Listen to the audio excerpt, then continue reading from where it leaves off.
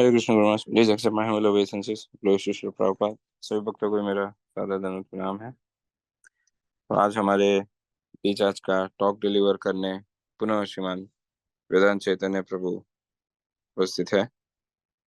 पिछली बार जब प्रभु जी का टॉक था तो काफी कम समय हमें प्राप्त हुआ था।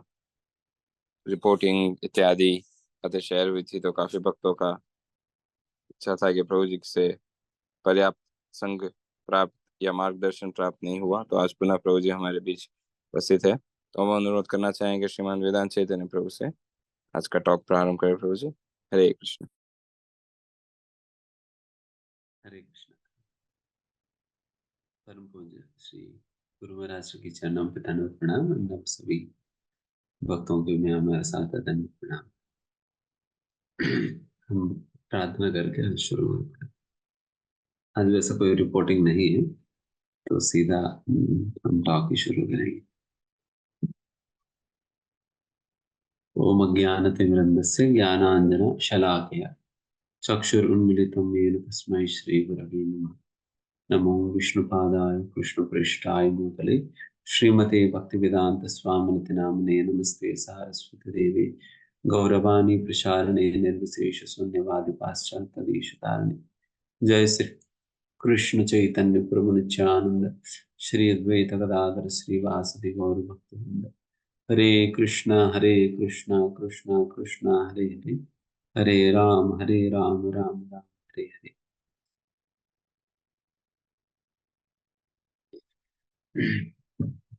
आज की टॉक में वैसा हम ऐसा सोच रहे थे कि मैं भी शुरुआत में थोड़ी देर हम अ, बोलेंगे, फिर उसके उपरांत कुछ प्रश्नोत्तर भी करेंगे इस प्रकार से। फिटोन। आज हम श्री कुंती महारानी की प्रार्थनाओं में से एक प्रार्थना हम आज चर्चा करेंगे। कुंती महारानी भगवान श्री कृष्ण जब कुरुक्षेत्र युद्ध युद्ध होने के उपरांत जब वापस द्वारका जाना चाह रहे थे, उस समय बहुत ही सुंदर प्रकार की प्रार्थना कुंती महारानी ने अर्पण किया। और कितना भाव से उन्होंने अर्पण किया और कितना भाव से भगवान श्री कृष्ण से निवेदन किया कि आप आपको रुक जाना चाहिए करके। भगवान बिल्कुल जाने ही वाले थे, जाने के लिए रथ में बैठ भी गए थे। फिर उसके उपरांत श्री कुंती महारानी ने ये प्रार्थना अर्पण करना शुरू शुरू की। एंड ये प्रार्थना इतने सुंदर है कि भगवान श्री कृष्ण जो रथ में चढ़कर जाने ही वाले थे, वो नीचे उतर जाते हैं, फिर रुक भी जाते हैं। और कई महीने तक फिर कुंती महारानी के संग में और फिर बाकी पांडवों के संग में वापस समय बिताकर फिर पुनः वो द्वारका के लिए प्रस्थान होते हैं। तो उस प्रकार की सुंदर प्रार्थना जो भगवान श्री कृष्ण को रोक दिया हुआ है, तो वैसा सुंदर प्रार्थनाओं के विषय में आज हम चर्चा करेंगे, जिसके अंतर्गत एक प्रार्थना हम चर्चा करेंगे। ओके। त्वयि मे अनन्य विषया मतिर्मधुपते चकृत रतिम उद्वहता नद्धा गंगे भोगम मुदन्वती। इसमें श्रीमती कुंती महारानी ने प्रार्थना कर रही है, त्वयि में अनन्य वैश्या। त्वयि मतलब आप आप में मेरी अनन्य विषया, अनन्यता पूर्वक मतिर मधुपते, आप में अनन्यता पूर्वक मेरी मति मधुपते आशंकृत, बिना कोई रुकावट की मेरी मति आप पे लग जाए। जिस प्रकार से एक गंगा नदी बिना कोई बाधा का हमेशा ही समुद्र की ओर बहती है, उसी प्रकार से मैं भी चाहता हूँ मेरी मन की सारे विचार आपकी ओर बहता रहे। रतिम उद्वहतान था, मेरी आकर्षण, रतिम मतलब आकर्षण, मेरी आकर्षण हमेशा आपकी ओर बहता रहे। तो इस प्रकार से श्रीमती कुंती महारानी प्रार्थना कर रही है। इसमें दोनों ही बात हम देख सकते हैं। एक तो अनन्यता के विषय में भी चर्चा हो रही है, एंड दूसरा किस प्रकार से एक भक्त की भावना, भक्ति आकर्षण और मति वो निरंतर ही भगवान की ओर बहना चाहिए बिना कोई बाधा की। एक तो अनन्यता के विषय में भी बात करेंगे, दूसरा कंटिन्यूअसली असाकृत, आशाकृत किस प्रकार से ये भगवान की ओर हमारी आकर्षण बढ़ते जाना चाहिए, वो फ्लो होनी चाहिए, तो इसके विषय में भी हम चर्चा करेंगे बिना कोई डिविएशन का। सबसे पहला, श्रील प्रभुपाद जी तात्पर्य के अंतर्गत विशेषतः अनन्यता के विषय में जोर देते हैं। अनन्यता, अनन्यथा, कोई और अन्य विषयों में हमारा मन ना जाकर केवल और केवल भगवान श्री कृष्ण में ही हमारा मति जाए। कहीं और हमारा मन ना जाते हुए केवल और केवल भगवान श्री कृष्ण में ही हमारा मति जाए, तो इसको अनन्यता कहा जाता है। बिकॉज जब हमारा मन इधर उधर जाने लगता है, देन फिर हमारा बुद्धि बढ़ जाता है। जैसा भगवत गीता में कहा जाता है, बहु बहुशाखा ही अनंतस्य बुद्धियो अव्यवसायिना व्यवसायत्मक बुद्धि एक कुरुनंदना। इस श्लोक में बताया जाता है कि जब रिजोल्यूट इंटेलिजेंस होता है, देन फिर व्यक्ति का पूरा फोकस भगवान श्री कृष्ण पे ही लग जाता है।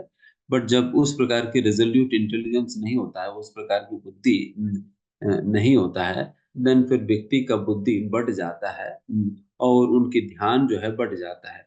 एंड जब हमारा ध्यान बढ़ा हुआ है, देन फिर कभी भी ध्यान भगवान श्री कृष्ण के ऊपर एकाग्र नहीं हो पाता है।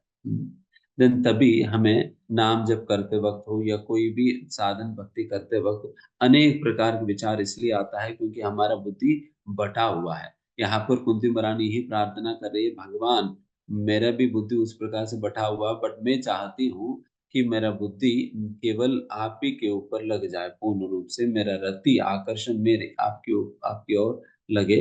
तो यही मेरी प्रार्थना है। इसी प्रकार से एक भक्त को भगवान से प्रार्थना करनी चाहिए, बिकॉज भगवान की सहायता के बिना इस प्रकार से पूर्ण रूप से अपने मन भगवान श्री कृष्ण पे संलग्न हो पाना बहुत मुश्किल है। क्योंकि इतने सारे डिस्ट्रैक्शन, इतने सारे एबिगेशन है जिसके कारण व्यक्ति का बुद्धि बट ही जाता है। एंड वैसा तो श्रील प्रभुपाद जी तात्पर्य के अंतर्गत एक बहुत सुंदर बात कहते हैं। प्रभुपाद जी कहते हैं कि बहुत ही प्रैक्टिकल बात प्रभुपाद जी कहते हैं, ध्यान से सुनना। हम जब एक परिवार के अंतर्गत रहते हैं, एक परिवार के अंतर्गत रहते हैं, ये बहुत ही सहज है परिवार के सदस्यों से प्रेम करना, उनके प्रति एक वात्सल्यपूर्ण वात्सल्यमय संबंध होना, ये बहुत ही सहज है। एंड प्रभुपाद जी यहाँ पर इस बात को खंडन ना करते हुए प्रभुपाद जी कहते हैं कि बहुत सहज ही इस प्रकार से परिवार के सदस्यों के साथ प्रेममय संबंध होना। एंड ये इसको नेगेट किया नहीं जा सकते, इसको खत्म नहीं किया जा सकते, क्योंकि ये जीवन का लक्षण है। अगर कोई व्यक्ति जीवित है, उनके अंदर किसी न किसी के प्रति प्रेम तो होना और वात्सल्यपूर्ण भावनाएं होना ये बहुत ही सहज है। ये इसको नेगेट नहीं किया जा सकता, इसको खत्म नहीं किया जा सकता है। बट समस्या क्या है? बट इस प्रकार की जो हमारा प्रेम ही तो हमें कई बार हमारे विचारों को बांट देती है। हमारे विचारों को हमारे विचार बढ़ जाता है, हमारा बुद्धि बढ़ जाता है जब इस प्रकार का प्रेम होता है। बट प्रोपाल जी यहाँ पर कह रहे इसको नेगेट भी नहीं किया जा सकता है। अगर इसको नेगेट नहीं किया जा सकता, इसको खत्म नहीं किया जा सकता है, देन फिर उल्टा इसकी प्रभाव जो है मेरी बुद्धि को बांटने में लगा हुआ है, देन फिर भक्ति कैसे हो पाएगी? एक तरफ प्रोपाल जी कह रहे इसको खत्म भी नहीं किया जा सकता, दूसरी ओर जब ये सारे चीजें रहता है, मेरा बुद्धि भी बढ़ जा रहे हैं, जिसकी वजह से अनेक प्रकार के विचार हर एक व्यक्ति के संबंध में मेरे मन में आ रहे हैं, देन फिर कैसे होगा? इसकी हल कैसे होता है कि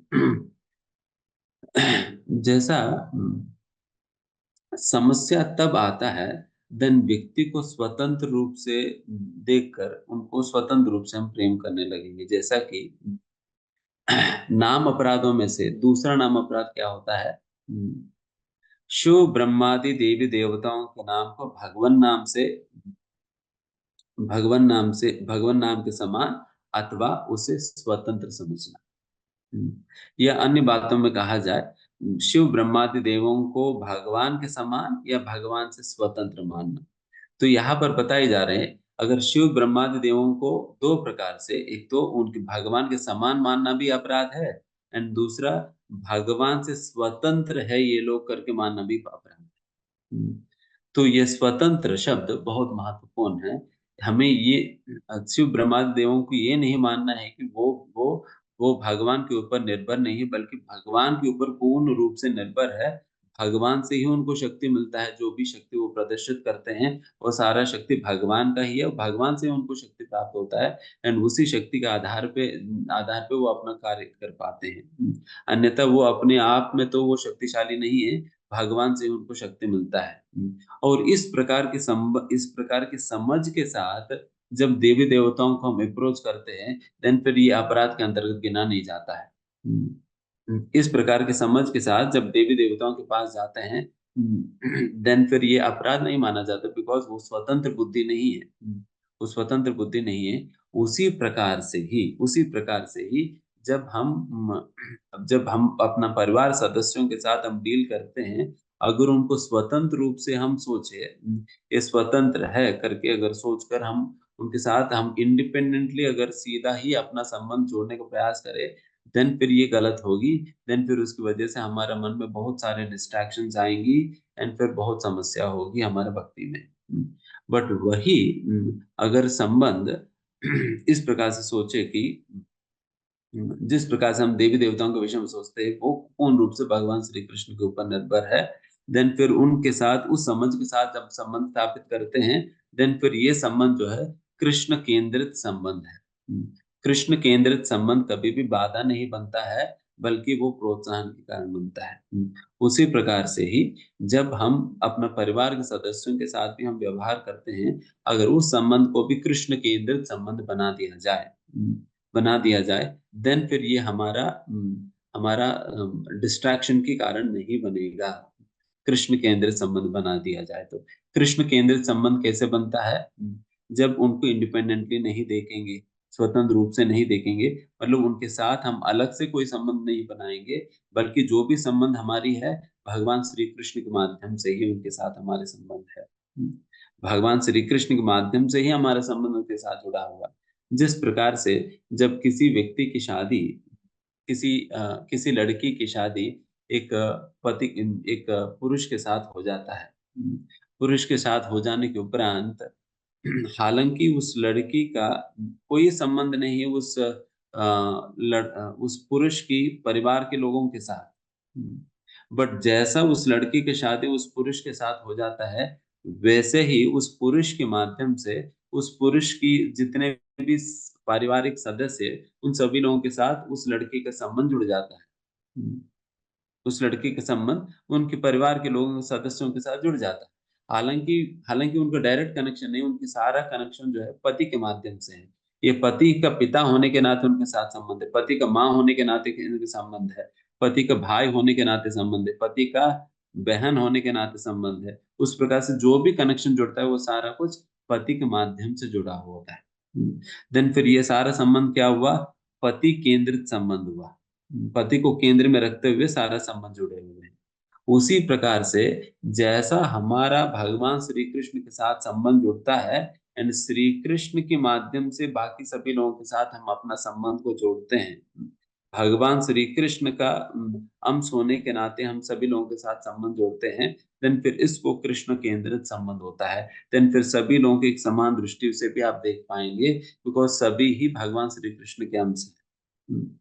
सभी ही भगवान श्री कृष्ण के अंश होने के नाते ये कृष्ण केंद्रित संबंध होगा, जब हम इस भावना के साथ लोगों के साथ संबंध जोड़ते हैं। ये कृष्ण के अंश है, और कृष्ण के अंश होने के नाते कृष्ण के लिए ये प्रिय है, तो इसलिए मेरे लिए भी प्रिय है। Because he is dear to the lord, that's why he is also dear to me. तो उस प्रकार की भावना के साथ जब हम संबंध जोड़ते हैं, देन ये कृष्ण केंद्रित संबंध होगा। देन उस प्रकार की भावना के साथ जब संबंध जुड़ता है, वो संबंध कभी भी हमें इस दुनिया में फंसाएगी नहीं, बिकॉज हमेशा हमारी हमारी ध्यान है कृष्ण को केंद्र में रखते हुए हमारा ध्यान जाता है। देन वही यहाँ पर भगवान श्री प्रभुपाद जी कहते हैं, इस प्रकार की कृष्ण केंद्रित संबंध के विषय में बात करते हैं। इंडिपेंडेंट ऑफ कृष्णा नहीं, बल्कि dependent, because the relationships should be dependent on Krishna but not independent of Krishna. जैसे यहाँ पर जो मैंने बातें कही है, ये कृष्णा डिपेंडेंट रिलेशनशिप्स है, कृष्णा इंडिपेंडेंट रिलेशनशिप्स नहीं है। देन इस प्रकार के रिलेशनशिप जब हम बनाते हैं एंड इस प्रकार के दृष्टिकोण से हम अपने परिवार के सदस्यों को देख पाते हैं, देन फिर एक सही भावना के साथ संबंध जुड़ेगा। देन फिर उस प्रकार के संबंध कभी भी आपको भक्ति में बाधा नहीं बनेगी, बिकॉज आप हमेशा भगवान श्री कृष्ण के ही वचनों को आप प्राधान्यता देंगे। प्राधान्यता देंगे।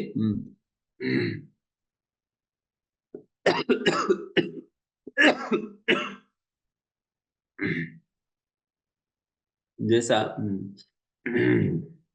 अर्जुन भी प्रभुपाद जी सी वही एग्जाम्पल देते तात्पर्य में, अर्जुन भी अपना संबंध पांड पहले इन भीष्म द्रोण और भीष्म भीष्म द्रोणाचार्य और बाकी कौरवों के साथ अपने संबंध पहले वो इंडिपेंडेंटली जोड़कर देखने का प्रयास कर रहे थे। प्रयास कर रहे थे शुरुआत में, भगवद गीता की शुरुआत में। इसलिए भगवान की आज्ञाओं का पालन नहीं कर पा रहे थे, भक्ति के नियमों के अनुसार वो पालन नहीं कर पा रहे थे। वो बिकॉज उन सभी लोगों को स्वतंत्र रूप से देखकर, सभी लोगों के साथ अपना स्वतंत्र संबंध को पहचानते हुए, अपने शारीरिक संबंध को ही पहचानते हुए वो उन लोगों के साथ व्यवहार करने का प्रयास कर रहे थे। इसलिए भगवान की आज्ञा का पालन नहीं कर पाते, उसकी अवहेलना कर रहे थे। बल्कि भगवान कहने के बावजूद भी उनके अंदर वो सामर्थ्य नहीं रहा भगवान की आज्ञा को पालन करने के लिए, बिकॉज उनके अंदर एक प्रकार की प्रेम या वात्सल्य या एक एक ऐसा भावना थी जो कि भगवान से स्वतंत्र थी। बट वही भगवत गीता के अंत में आप देखें तो अर्जुन अर्जुन की अर्जुन भगवान की आज्ञा को पालन कर पा रहे थे। क्यों? क्योंकि भगवान को वो केंद्र में ले आए थे। भगवान को केंद्र में ले आए थे। उस प्रकार से भगवान को केंद्र में लाने की वजह से वो पुनः उनकी जो संबंध है वो बाधा नहीं बनी। बाधा नहीं बनी, सही, बल्कि फिर वो अपना धर्म के आचरण कर सके थे, बिकॉज कृष्ण को केंद्र में लेकर आ गए।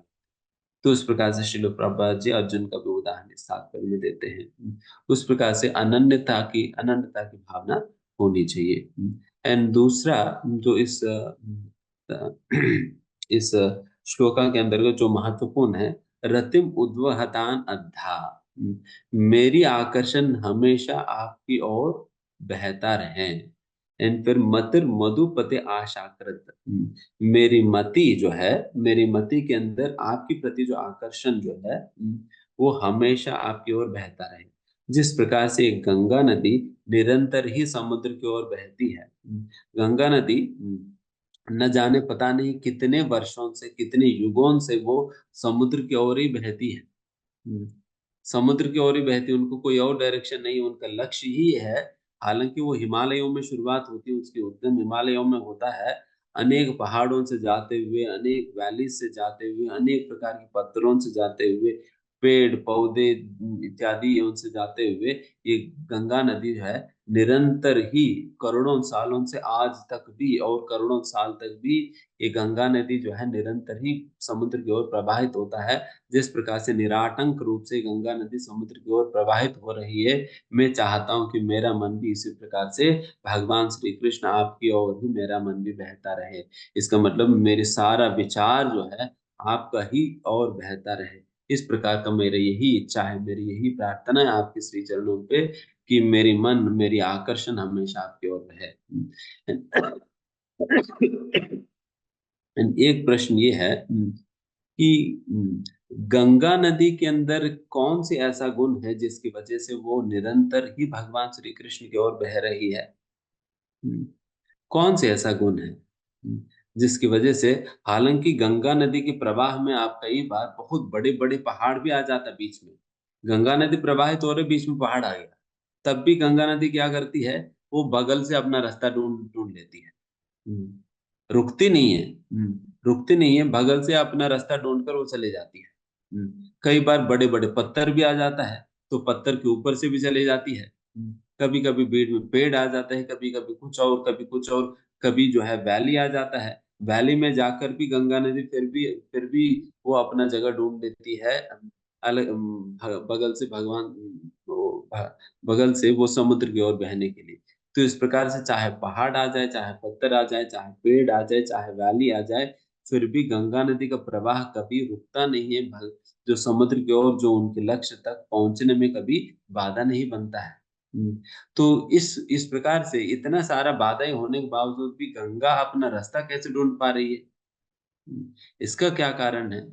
इसका एक कारण है गंगा के अंदर तरलता, लिक्विडिटी। अगर तरलता नहीं होता गंगा में, अगर वो सॉलिड होता, देन कभी भी इस प्रकार से प्रवाहित नहीं हो पाएगी। इस प्रकार से वो रास्ता अपना निकाल नहीं पाएगी। उनके अंदर तरलता के कारण वो हमेशा इस प्रकार से समुद्र की ओर बह पा रही है, तरलता के कारण। एंड चाहे जितना भी बाधाएं आ जाए, फिर भी कहीं ना कहीं साइड से, बगल से, नीचे से, ऊपर से, कहीं ना कहीं अपना रास्ता निकाल कर चले जाती है।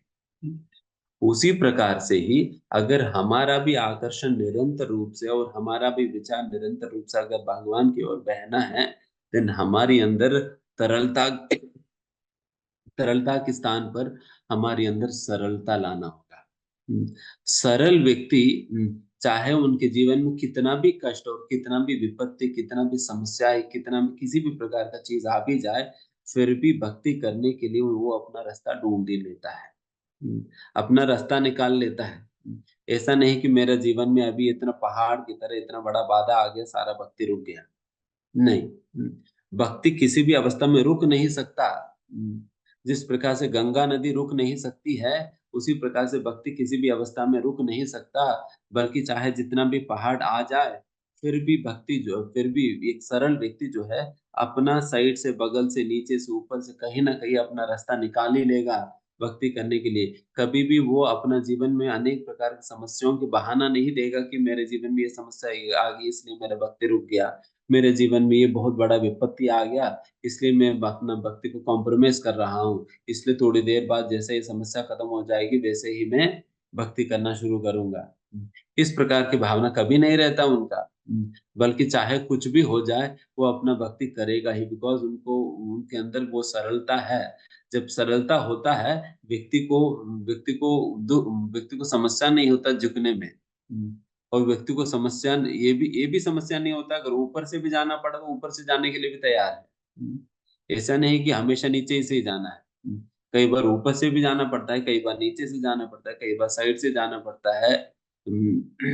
चाहे कैसे भी जाए, बट अल्टीमेटली समुद्र पहुंचना ही है। और हमारे लिए समुद्र क्या है? भगवान श्री कृष्ण की श्री चरण है, जो कि करुणा सिंधु है, जो सही में करुणा के सागर है। तो वैसा जो करुणा सागर भगवान श्री कृष्ण की श्री चरण ही हमारा लक्ष्य है।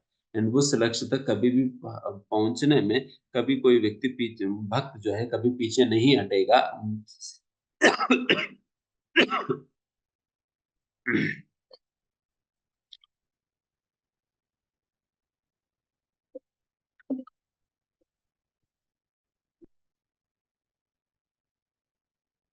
इसलिए कोई भी चीज एक सरल भक्त के लिए तो कभी बाधा नहीं बन सकता। इसलिए भक्ति में जितना सरल होंगे, उतना ही आसान बनेगा भक्ति। बिकॉज श्रील प्रभुपाद जी एक जगह पर ये बात कहते हैं। ये एक चौथा चौथा स्कंद में ध्रुव महाराज जी के वृत्तांत के अंदर श्रील प्रभुपाद जी बात कहते हैं। प्रभुपाद जी कहते हैं, भक्ति is very simple yet difficult. भक्ति बहुत सरल भी है और बहुत मुश्किल भी है।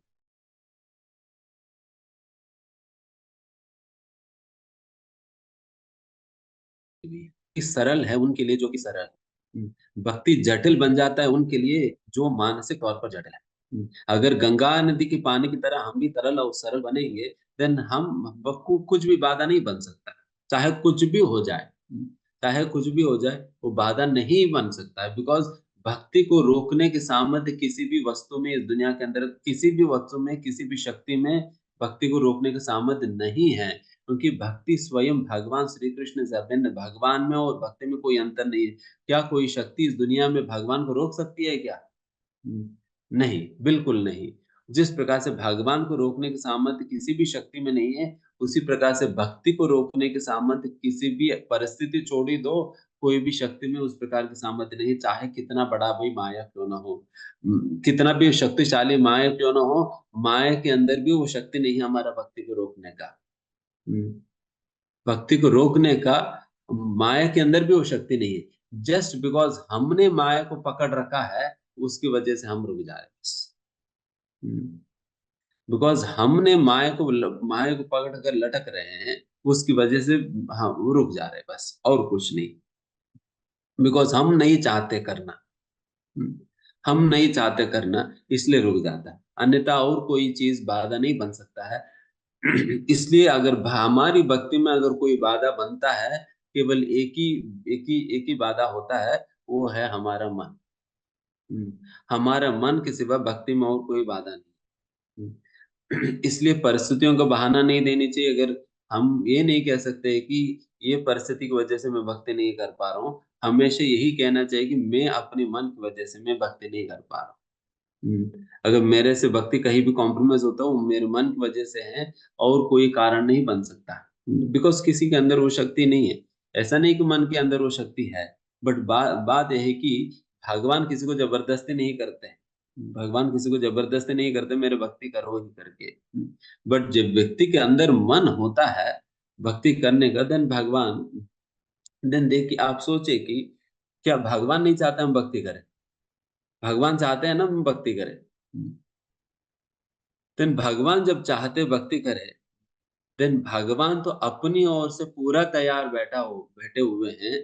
पूरा दुनिया को ही पलट देंगे अगर हम भक्ति करना चाहे तो। भगवान अपनी ओर से पूरा दुनिया को पलटने के लिए तैयार बैठे हुए हैं, अगर हम भक्ति करना चाहे तो। समस्या है कि हम चाहते नहीं। इसलिए प्रभुपाद जी कृष्णा पुस्तक में एक जगह पर इस प्रकार से लिखते हैं, if the only reason we are unable to go back to God is because we do not desire to go back. हम भगवत धाम वापस नहीं लौटने का एकमात्र यही कारण है कि हमारे अंदर भगवत धाम वापस लौटने की इच्छा ही नहीं है। हालांकि रोज कहते तो है कि कृष्ण प्रेम हमारा जीवन का लक्ष्य है, भगवत धाम वापस लौटना है। हम कहते भी है और प्रचार भी करते, प्रवचन भी देते हैं, बट फिर भी समस्या है कि इच्छा ही नहीं होता। इच्छा नहीं होता। वो कैलाश वाला ही कहानी है। जब समय आता है, भगवान बुला रहे हैं करके जब कोई पूछता है, देन फिर कह देंगे कि प्रभु जी, बस मेरे जीवन में ना मेरे बेटे का जॉब लग जाए ना, फिर उसके बाद मैं आ जाऊंगा। बस अभी तो पढ़ाई कंप्लीट हुआ। उनको जॉब तो लग जाए, फिर उसके बाद नारद मुनि आएंगे, फिर पूछेंगे, बेटा आपको जाना है? नहीं, मतलब मैं तो जाना तो ही वही तो जाना है, बट फिर भी क्या करूं? अभी तो वो ना वो बेटे का अभी जॉब लगा हुआ है, थोड़ा सा सेटल हो जाए, फिर उसके बाद उनकी शादी हो जाए, फिर उसके बाद मैं आ जाऊंगा। वही तो आना है। मेरा लक्ष्य तो वही है, बस वही पहुंच जाऊंगा। बस 2-3 साल की देरी है, बस 2-3 साल में उनकी शादी हो जाएगी, फिर उसके बाद मैं वही आ जाऊंगा। फिर कुछ समय के बाद दोबारा नारद मुनि आए, फिर पूछा कि आपको जाना है क्या? चलना है तो चलो। फिर कहेंगे अभी, अरे अभी क्या करूं, बेटे का अभी बच्चा हुआ है। वो तो ऑफिस चले जाते हैं, बहू भी ऑफिस चली जाती है, उनको देख बच्चे को देखने कोई नहीं होता घर पे। इसलिए कम से कम बच्चा बड़ा होने तक तो मुझे रुकना पड़ेगा। 5-6 साल रुक जाता हूँ, फिर उसके बाद जैसा स्कूल जाने लगे मैं तब आ जाऊंगा। हम्म, तो इस प्रकार की कितने सारे बहाने। सीधा सीधा कह दो ना कि मेरे अंदर इच्छा नहीं है जाने का। हम्म, मेरे अंदर इच्छा नहीं है जाने का, सीधा ही बता दो। क्या देखा था? तो इसलिए बहाना मतलब इच्छा नहीं होना। भक्ति के लिए ये इस प्रकार की मनोवृत्ति नहीं चल पाएगी। rather a person should own the responsibility. Unless and until a person owns the responsibility that it is my mistake, मेरी गलती है, मेरी मन मेरी मन की गलती है, जब तक इस प्रकार से व्यक्ति स्वीकार नहीं करता है अपने ऊपर, तब तक वो भक्ति में कभी भी सच्चाई के साथ आगे नहीं बढ़ पाएगा। इसलिए honesty is the best policy. Honesty he best policy है। स्वीकार करे, स्वीकार करेंगे तो दम मदद भी मिलेगा। then भगवान से आप प्रार्थना कर पाओगे, मन से भगवान से प्रार्थना कर पाओगे, भगवान मेरी अंदर मेरी रति जो है आपकी ओर बढ़ नहीं रहा है। मैं चाहता हूँ कि आपकी कृपा हो मेरे ऊपर, जिससे मेरी आकर्षण आपकी ओर बढ़ता रहे। तो यही तो हम भगवान से प्रार्थना भी तो करते हैं ना, नाम जप के दौरान। नाम जप के दौरान एक प्रार्थना ये भी तो है, मत चित्तम आकर्षया। हे कृष्णा, मत चित्तम आकर्षय, हे कृष्ण मेरी चित्त को आप अपनी ओर आकर्षित करें। एक प्रार्थना है भगवान से जो किया जा सकता है। इस प्रकार की प्रार्थना करनी चाहिए ताकि हमारा मन भगवान के प्रति आकर्षित हो। हालाँकि भगवान सर्व आकर्षणीय है, बट फिर भी हमारे पे ऐसा जंग लगा हुआ है, जिसके कारण भगवान के प्रति जो सहज आकर्षण होनी चाहिए, वो नहीं हो पाता है। इसलिए भगवान से ही प्रार्थना करनी होगी कि भगवान ये जंग निकाल दीजिए। भक्तों से प्रार्थना करनी चाहिए। कि भगवान ये मेरी मेरे ऊपर जो लगा हुआ जंग निकाल दीजिए ताकि मैं सहज रूप से आपके प्रति आकर्षित हो जाऊँ। इस प्रकार से भगवान के नाम नहीं बल्कि भक्तों का भी नाम बीच-बीच में लेनी चाहिए हमें। जैसे महान-महान आचार्यों का नाम बीच-बीच में लेनी चाहिए। जैसा कि जैसा कि हम लास्ट टाइम में जो कह रहे थे, मनः शिक्षा में ये बात कहा जाता है कि ये भौतिक जीवन रूपी पद पर जब चलते वक़्त 6 प्रकार की चोर खड़े हुए हैं, जिसे काम, क्रोध, लोभ, मोह, मद, मात्सर्य कहा जाता है। ये 6 प्रकार की चोर है, जब भी आप भौतिक जीवन जीवन रूपी रास्ते पे आप चलते हो, ये 6 चोर जो है कभी भी आपके ऊपर आक्रमण करके आपकी सारा संपत्ति, धन-वन सब कुछ छीन लेंगे। ये कभी भी हो सकता है। देन फिर ऐसा चोरों से हम अपने आप को कैसे बचा सकते हैं? क्या करें जिससे हम अपने आप को बचा सकें?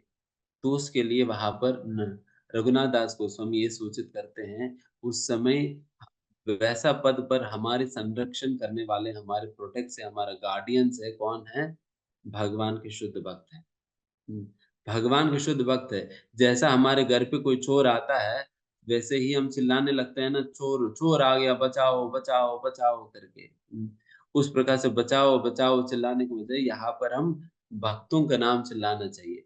प्रभुपाद जी बचाइए, भक्त सिद्धांत सरस्वती महाराज, विश्वनाथ चक्रवर्ती ठाकुर, बलदेव विद्याभूषण, रूप गोस्वामी, सनातन गोस्वामी, भक्तों को पुकारना चाहिए। वहाँ पर यही बात बताया, रघुनाथ दास गोस्वामी यही उपाय बताया। उन लोगों को पुकारे, फिर वो लोग जैसा आएँगे ना, सारे चोर अपना पूँछ मोड़ कर भाग जाएँगे। ना काम रहेगी, ना लालच रहेगी, ना कोई वासनाएँ नहीं रहेंगी, सारे सभी लोग भाग जाएँगे। बट जैस बिकॉज़ उन लोगों को खूब डर है। रूप गोस्वामी को देखने पे, विश्वनाथ चक्रवर्ती ठाकुर को देखने पे उनको खूब सारे डर है, वो तो भाग जाएँगे। बट उनको बुलाना तो हमें ही तो पड़ेगा। हम जब बुलाएँगे तभी तो आएँगे। तो इसलिए उनके नाम लेने के लिए कहा जाता है। इसलिए बीच-बीच में जब जब अच्छा नहीं होता है ना, देन फिर हम प्रार्थना कर सकते हैं। "हे चाय गोसाई कोरी चरण वंदन, जहाँ होते विघ्न नाश अभिष्ट पुराण।" हे श्री गोस्वामी आपके श्री चरणों पे हमारी यही प्रार्थना है, आपकी उपस्थिति से आपको पुकारने पे मेरी भक्ति में, मेरी नाम जप में जितने भी विघ्न आ रहे हैं, वे ध्यान का जो विघ्न आ रहे हैं, वे आकर्षण का जो विघ्न आ रहे हैं, वो खत्म हो जाएगी। तो इसलिए आप आकर खड़े हो जाएँ। आप हमारी मदद करें। तो इस प्रकार से प्रार्थना करना होगा भक्तों से। ये रामानुचार्य भी यही कहते हैं। रामानुचार्य तो कहते हैं कि भक्तों के नाम लेना भगवान के नाम लेने से भी ज़्यादा शक्तिशाली है। भक्तों के नाम लेना भगवान के नाम लेने से भी शक्तिशाली है, ये बहुत जल्दी काम करेगी। बहुत जल्दी काम करेगी। इसलिए कई बार तो भक्त सिद्धांत सरस्वती महाराज अपने नाम जप करने के दौरान बीच-बीच में वो कोई न कोई नाम की महिमा के संबंधित श्लोकाएँ गाया करते थे। हरे कृष्ण, कृष्ण कृष्ण हरे हरे, हरे राम, राम राम हरे हरे। इस प्रकार से कहते-कहते बीच-बीच में हरे नाम एव केवलम कलो नास्ति नास्ति गतिरन्यथा फिर हरे कृष्ण, कृष्ण कृष्ण हरे हरे, हरे राम, राम राम हरे हरे। इस प्रकार से कहते थे। जिस प्रकार से भक्त सिद्धांत महाराज जी भगवान नाम की महिमा बीच-बीच में गाते थे, वैसे ही हम भक्तों के नाम भी बीच-बीच में कह सकते हैं। मध्वाचार्य के माधवेंद्रपुरी की चेतन महाप्रभु का नाम तो हम हमेशा लेते ही है। वैसे ही बाकी अन्य भक्तों का भी नाम ले सकते हैं। जिनके अंदर वैसा सामर्थ्य है, वैसा शक्ति है, हमें प्रोत्साहन दे सकते हैं, हमें हमारी संरक्षण कर सकते हैं, इस प्रकार की बेध्यान की विपत्ति से। तो वैसा हम प्रार्थना करें भगवान से। तो यहाँ पर मैं कहना समाप्त करता हूँ। अगर किसी को कोई प्रश्न है तो मैं ले सकता हूँ 5-6 मिनट। हरे कृष्णा।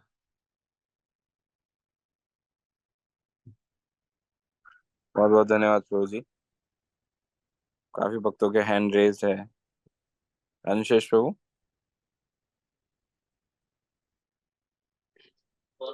हरे कृष्ण मुझे। हरे कृष्ण। बहुत बहुत धन्यवाद आपका, बहुत सुंदर क्लास के लिए। Really inspiring. जस्ट लाइक जैसे कि मैं भी इस विषय पर सुना हो कहा हूँ, जो ये अखंडित स्मरण कुंती महारानी गंगा का उदाहरण देकर कहती है, आपने जिस तरह से कहा है, तो मैंने एक जो basically another angle what I have heard is कि जो अखंडित रूप से जो गंगा का प्रवाह है, that is compared like what we say perseverance, कि हाँ कि कितनी बाधा है, कंटिन्यू करना चाहिए। और उसमें एक जो मैंने अर्थ सुना था वो था कि one should be able to mould himself in whatever situations, कैसी परिस्थिति में, हम्म। लाइक कृष्ण भावना बाधित न हो। तो ये जैसे आपने सरलता कहा, लाइक ये सरलता का कहीं पर स्पेसिफिक रेफरेंस आता है कि सरलता कैसे उससे कंपेयर किया गया है? जैसा मोल्डिंग है ना, ये मोल्ड हम्म। तभी हो पाता है जब व्यक्ति सरल है। अगर व्यक्ति just like if somebody is very stubborn, stubborn है तो देन फिर वो कभी मोल्ड नहीं हो पाएगा। कभी मोल्ड नहीं हो पाएगा। जब सरल होता है देन फिर तभी अपने आप वो मोल्ड हो सकता है, हो सकते हैं। तो उसके आधार पर ही हमने, मतलब जो हमने समझा है तो हमने बताया। Whatever I could understand from that. Thank you. Braj Vilasini माता जी, अनम्यूट करके बोलिए। हरे कृष्ण प्रभु जी, दंडवत प्रणाम। धन्यवाद। प्रभु जी, आज मुझे किसी को इसी विषय में गाइड करना है। जो आपने कहा कि हम कोई ना कोई रीजन दे देते हैं कि आज मेरे बच्चे की एजुकेशन है इसलिए मैं अभी नहीं कर सकती, इसके बाद मैं माता स्टार्ट जी, करूंगी। आपकी आवाज थोड़ा सा काफी कम आ रहा है, थोड़ा सा। मैं प्रभु जी मोबाइल के पास में लेकर बोलिए। प्रभु जी अब आवाज आ रही है? जी जी जी, अभी आ रहे हैं।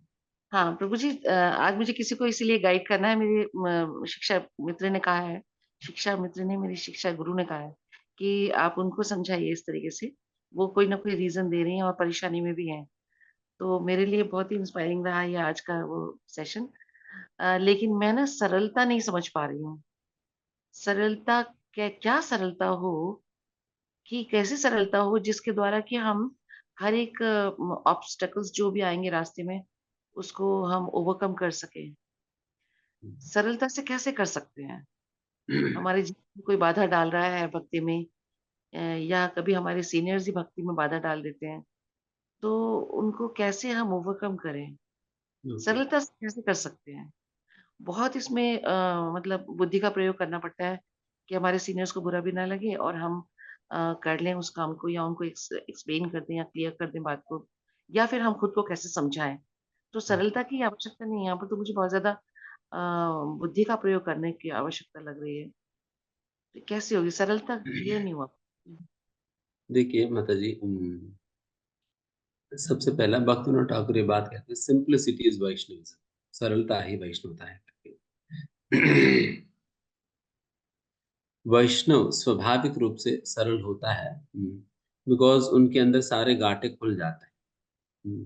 जितने भी गांठे उनकी मन में थी वो सारे गांठे खुलने लग जाता है। तो इसलिए व्यक्ति धीमे धीमे धीमे धीमे सरल बनने लगता है।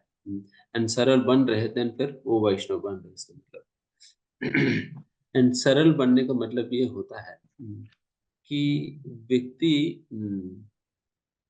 बहुत कॉम्प्लिकेटेडली नहीं सोचेगा। जैसे कि एक बार एक भक्त हमसे कह रहे थे, प्रभु जी हमारा मन ऐसा कॉम्प्लिकेट हो गया कि अगर कोई व्यक्ति मुझे देखकर हंसता भी है ना, मैं सोचने लग जाता हूँ कि ये हंस क्यों रहा है मेरे को देखकर, इसके पीछे कोई ना कोई कारण छुपा रहेगा। अगर नॉर्मली हंस भी रहे हैं फिर भी 10 बातें सोचने लग जाते हैं। उसको 10 प्रकार से सोचने लग जाते हैं। इतना कुछ कॉम्प्लिकेट करके सोचने की कोई जरूरत नहीं। अगर हंस रहे तो हंस रहे, क्या दिक्कत है तुम्हें? क्या दिक्कत है तुम्हें? हंस रहे। तो उस प्रकार से व्यक्ति एंड जो सरल स्वभाव के होते हैं, anything other than bhakti, he does not take it on a very serious note. जो चीजें भक्ति के संबंधित नहीं है, अगर कोई कुछ कह भी देता है, वो लेट गो कर लेता है। लेट गो कर लेते, कोई बात नहीं, जाने दो। अगर भक्ति के संबंध, बट वही भक्ति का चीज जब आएगी बहुत गंभीरता से लेगा, बट भक्ति के संबंधित चीज नहीं है, बहुत बहुत आसानी से लेट गो करेगा जो सरल व्यक्ति है। बिकॉज लेट गो वाला चीजें हम नहीं रखते हैं, जिसकी वजह से हम चीजों को पकड़ कर रखते हैं, जिसकी वजह से ग्रज की तरह चीजों को पकड़ कर रखते हैं। जैसा कि किसी ने कुछ कह दिया, एक बार कह दिया, बट उसी को अपने मन में बिठा कर रख दिया सालों साल तक, बस वही बात हमारे मन में रह गया, देन फिर उस व्यक्ति के प्रति हमेशा एक नफरत की भावना बना रहता है। तो ये सरल व्यक्ति का लक्षण नहीं है। सरल व्यक्ति क्या करेगा, वो लेट गो करेगा, कोई बात नहीं, उस दिन वैसे कह दिया तो कोई बात नहीं करके वो आगे बढ़ जाएगा, बिकॉज उनको भक्ति में वो बाधा बन रही है ना, वो आसानी से लेट गो कर पाता है। तो इस प्रकार से ये सारे विभिन्न प्रकार के लक्षण हैं। फिर वैसा सरल लोगों के साथ रहकर ही समझ आएगी कि असलियत में सरलता होता क्या है। एंड ये सरलता होने पे ही व्यक्ति व्यक्ति का मन भगवान श्री कृष्ण पे लग सकता है, बिकॉज अन्यथा 10 प्रकार की चीजें हमारे मन को ऑक्यूपाई करके रखेगी। इसलिए ये बात कहा जाता है। ठीक है, हरे कृष्ण। प्रभु जी, जैसे लाइफ में एक प्रॉब्लम आ रही है कि जैसे मेरे मतलब फैमिली मेंबर्स कोई आते हैं और मैं जो अपनी वैधि विधि करती हूँ, सुबह उठ के जो पूजा आराधना करनी है, शंख बजाना है या फिर घंटी हिलाकर भगवान की सेवा करनी है, तो कहा जाता है कि मतलब इस एज में आने के बाद भी ये सुनने को मिल जाता है कभी कि ये ढोंग हम तो करते नहीं है, हमारी पूजा का पता नहीं चलता और आप पूजा करते हो। तो जब तक वो यहाँ पर थे, क्योंकि मेरे बड़े हैं, आदरणीय हैं, तो जब तक वो मेरे पास थे, तब तक मैंने ये सारी विधि खत्म कर दी। तो क्या ये सरलता में काउंट होगा? और जब वो चले गए, फिर दोबारा मैंने अपना स्टार्ट कर दिया जो करना था। लेकिन कुछ समय के लिए मैंने भगवान से रिक्वेस्ट किया कि भगवान, जो अभी जिनको आप मेरे जो कुछ कर रहे हैं भगवान कर रहे हैं, भगवान की प्लानिंग है। तो जो कुछ आपने ये परिस्थिति अभी खड़ी की है, इस सिचुएशन में मैं इनको भी मतलब वो नहीं कर सकती, अनप्लीज़ नहीं कर सकती, मतलब इनको मैं रुष्ट नहीं कर सकती। और तो इसीलिए मैं अभी ये बंद कर रही हूँ और ये आपने ही किया है, इसलिए बंद कर रही हूँ, क्योंकि आपकी इच्छा है, इसलिए आप ये मुझे सुनवा रहे हैं, तो मैं अभी बंद कर देती हूँ। लेकिन जब ये चले जाएँगे फिर मैं प्रारंभ करूँगी, तब तक आपको टॉलरेट करना है मेरे साथ। तो मतलब क्या ये ये विधि सही है? सिचुएशन के ऊपर डिपेंड करेगा, वो कितने इंटेंस सिचुएशन है, तो बिकॉज क्या ये ठीक है प्रभु जी? ये पूछना है मुझे। ये सिचुएशन मतलब कितने इंटेंस सिचुएशन उसके ऊपर निर्भर करेगा। इसमें बात यह है कि अगर अर्जुन भी सोचे मुझे द्रोणाचार्य दुर्योधन को प्रसन्न करने के लिए, द्रोणाचार्य दुर्योधन को प्रसन्न करने के लिए मुझे ऐसा नहीं करना चाहिए, उनके ऊपर बाण नहीं छोड़ना है, देन फिर युद्ध कभी नहीं होगा। युद्ध तो कभी नहीं होगा। उस समय अगर उनको प्रसन्न करने के विषय में सोचा तो युद्ध तो नहीं होगा। बट रादर अर्जुन ने सोचा कि मुझे भगवान श्री कृष्ण को प्रसन्न करना है। अगर भगवान श्री कृष्ण को प्रसन्न करने के लिए अगर किसी को डिस्प्लीज भी मुझे करना पड़ा तो मैं करूंगा। मैं करूंगा। बट कृष्ण को प्रसन्न करने के लिए अगर किसी को प्रसन्न करना हो तो मैं करूंगा, वो भी करूंगा। तो दोनों के लिए व्यक्ति तैयार रहता है, बट धन अल्टीमेटली चैतन्य हमारा लक्ष्य रहता है कृष्ण की प्रसन्नता। यस। ब्रजविलासिनी माता जी, जस्ट टू ऐड टू माता जी क्वेरी के जो पूछ रहे हैं उन्होंने जो किया वो सही है, ठीक है। तो माता जी हरिदास ठाकुर का उदाहरण देख लीजिए। म्लेच्छ परिवार में थे, उन्हें पूरी मंदिर में जाने से रोका तो उन्होंने आर्ग्यू किया कि एक्सेप्ट किया?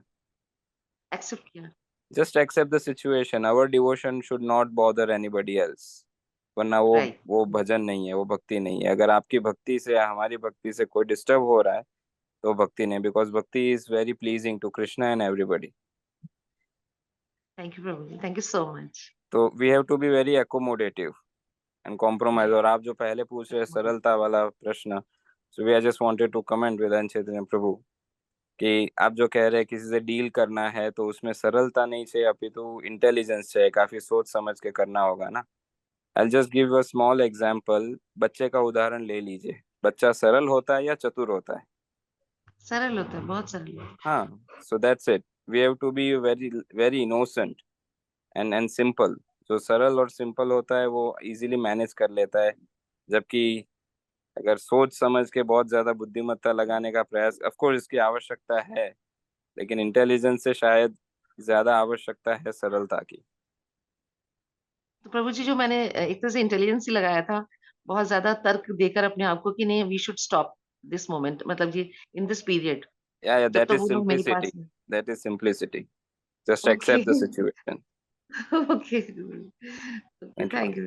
Thank you so much thank तो यू। और एक प्रश्न ले पाएंगे वेदांत चेतन प्रभु? समय लगभग हो रहा है। मित्रविंद रानी माता जी, अनम्यूट करके बोलिए।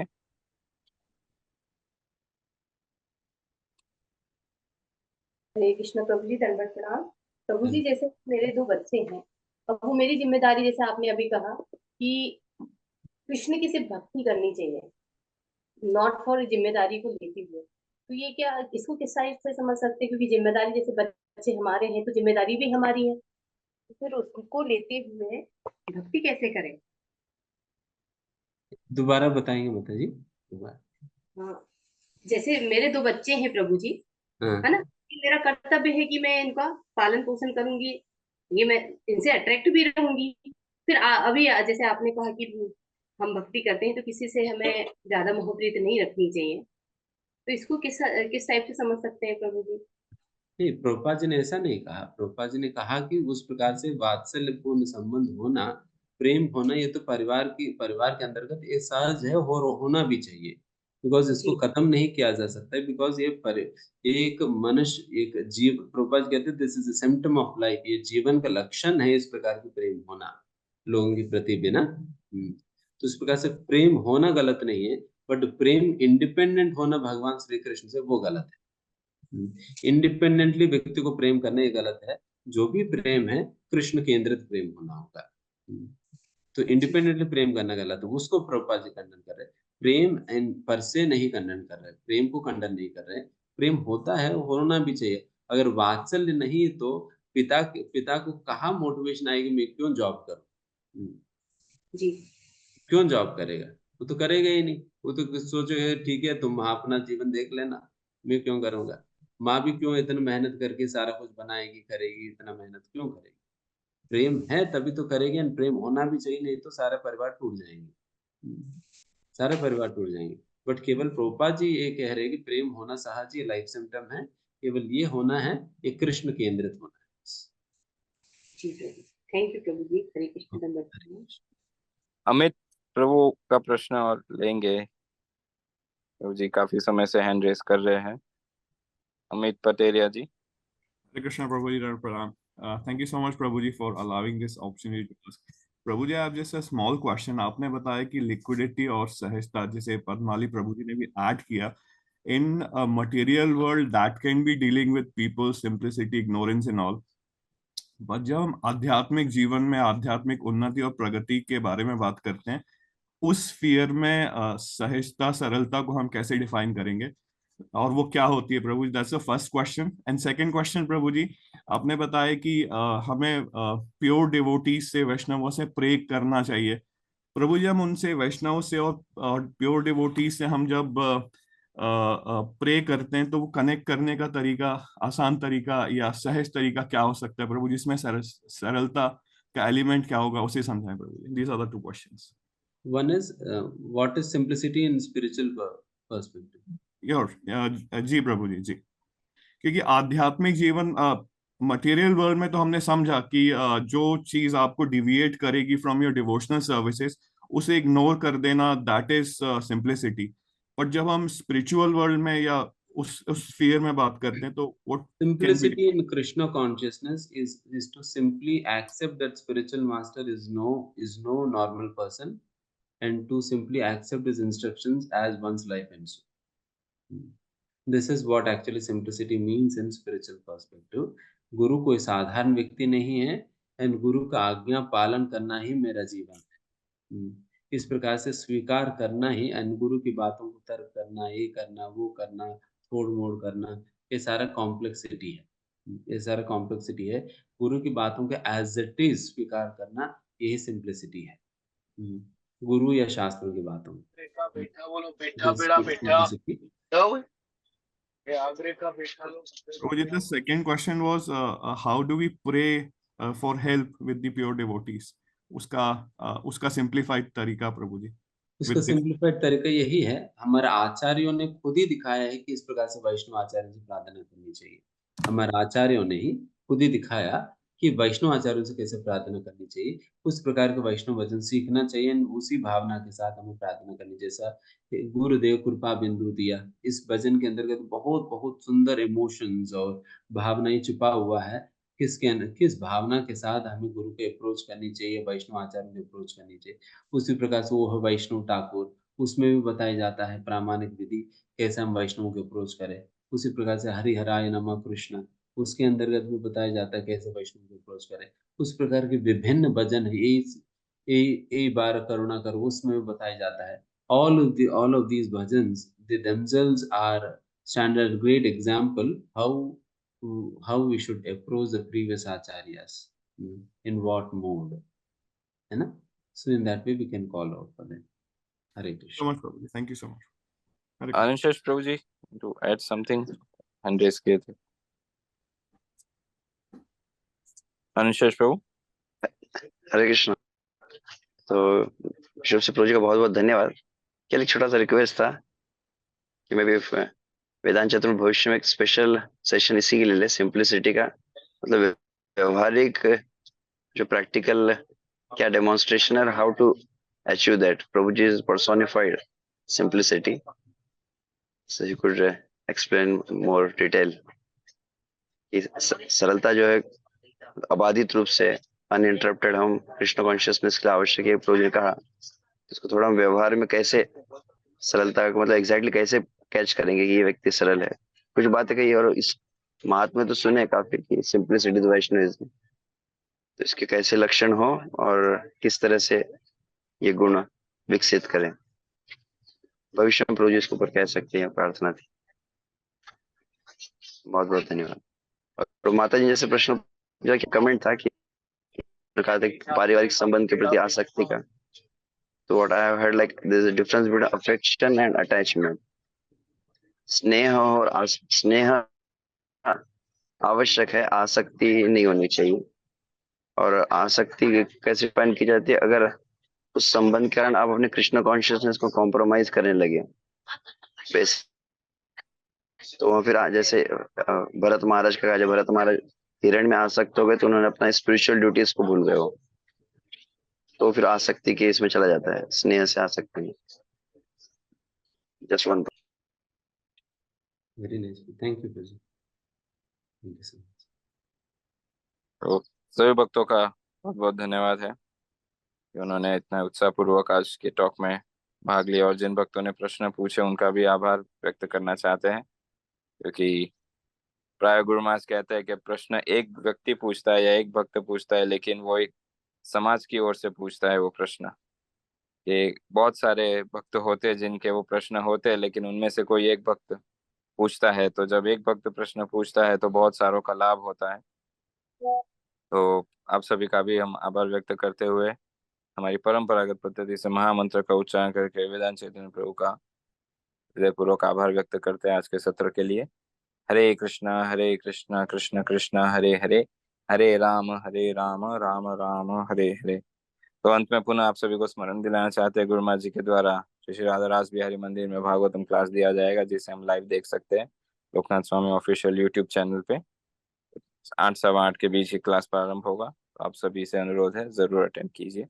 श्री हरिनाम प्रभु की जय, हरे कृष्ण महामंत्र की जय, श्रील प्रभुपाद की जय, परम पूज्य श्री लोकनाथ स्वामी गुरु महाराज की जय। वांछा कल्पतरुभ्यश्च कृपा सिंधुभ्यैव च पतितानां पावनेभ्यो वैष्णवेभ्यो नमो नमः। अनंत कोटि वैष्णववृंद की जय।